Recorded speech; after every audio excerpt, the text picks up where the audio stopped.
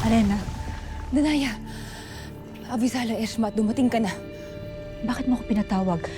Anong nangyayari? Maliban sa nawawala si Armea, Nawawala ang aking hadiah. kasalukuyan na siyang hinahanap ni Soldarius at aking mga kawal. Ngunit ang mas nakababahala, si Hagorn. Nagbabalik siya ng Encantadia. Nakatakas siya ng Balaak, Danaya. At ang aking kutob ay nagbalat kayo pa siya bilang si Perena. Nagagawa na ni Hagorn yan? At ang isa pang nakababahala, si Metena nakatakas ng karsero. Kung paano siya nakatakas yun ang hindi ko pa alam. Bakit hindi mo ito sangguni sa batis ng katotohanan? Wala na ang batis, Danaya. Nawasak na ang batis. At sa tingin ko, si Hagorn na may kagagawa nito.